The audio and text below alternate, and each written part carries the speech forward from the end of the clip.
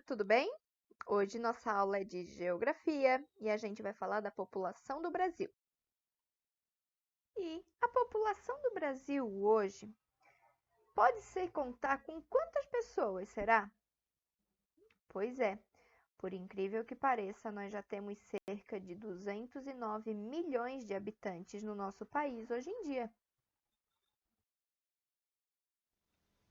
O Brasil é um país muito populoso, então milhões de pessoas moram aqui. E o gráfico que está sendo mostrado é da população que a gente tem, mas é também uma estimativa, uma projeção, a ideia e os cálculos de quantos habitantes a gente vai ter até 2100. Quem faz essas estimativas e projeções é o IBGE, o Instituto Brasileiro de Geografia e Estatística. É o IBGE também que faz o censo demográfico, que é uma pesquisa, eles vão passando na casa das pessoas, perguntando quantas pessoas moram nela e a maneira que elas vivem também. Então, ele consegue reunir dados para a gente conhecer não só a quantidade de população, mas também o jeito que ela vive, se são em boas condições, e isso ajuda muito o governo organizar esse financeiro e tentar melhorar a condição de vida de toda a população. No nosso país hoje, a gente tem uma população que só cresce, e essa estimativa é que aconteça isso até 2050. Por quê? A população cresce porque nós temos uma taxa de natalidade muito maior do que a taxa de mortalidade. Por isso, é chamado de crescimento vegetativo ou crescimento natural. Mas o que são essas duas taxas? A taxa de natalidade é o número de crianças que nasce viva no período de um ano. E a taxa de mortalidade é o contrário, o número de pessoas que morrem em um ano.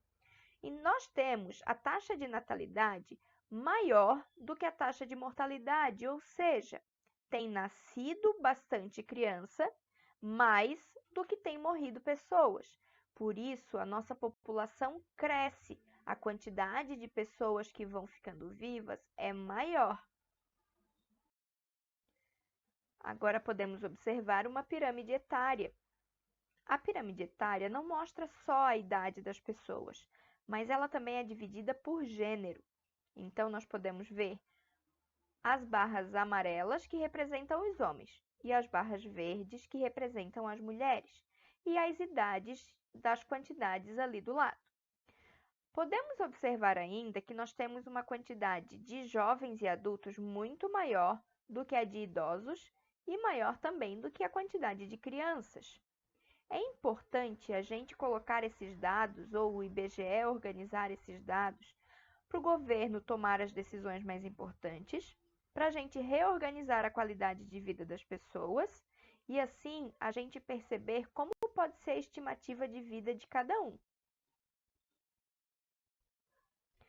Essa expectativa de vida ou estimativa de vida é até que idade a gente espera que as pessoas vão viver.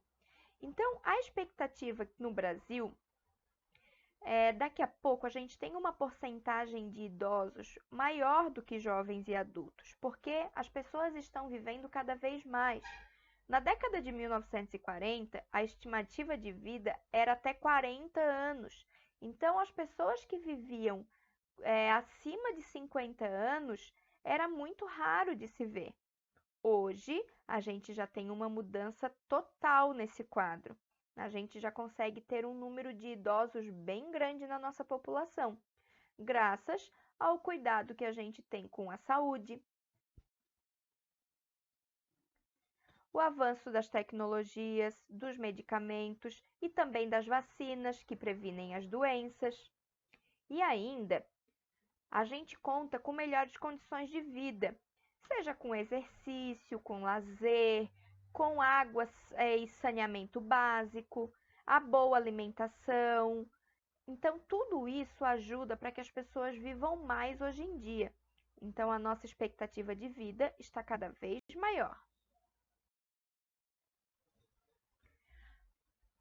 A etnia ou as etnias também são bem vistas no nosso país, até porque nós somos um país miscigenado, um país cheio de mistura de vários povos.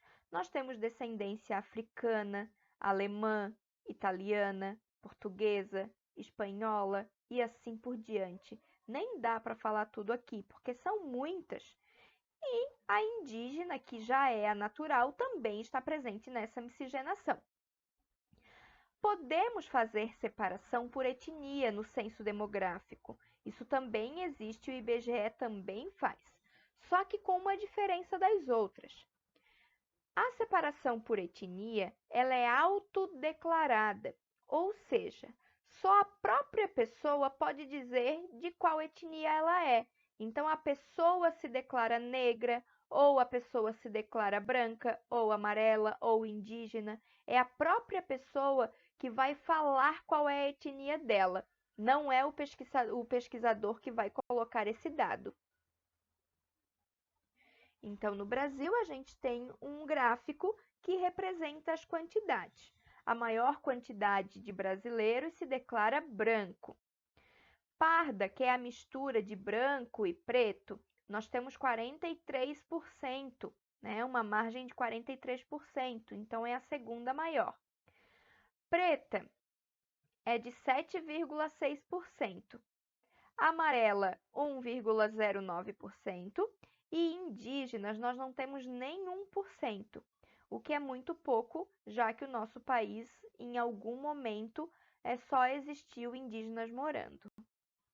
Desses indígenas, nós temos grande parte na área que é preservada para os indígenas, mas quase metade já está nas áreas urbanas, que são nas grandes cidades. Não só os indígenas vão para áreas urbanas no nosso país. Nesse mapa da distribuição da população, podemos observar cada pontinho vermelho desse é a representação de 10 mil habitantes. Então, o que tem mais população são as capitais dos estados e principalmente a área litorânea, que é bem perto do mar. Porque a civilização do Brasil começa na área litorânea com a vinda dos europeus e a criação dos portos que facilitava o comércio.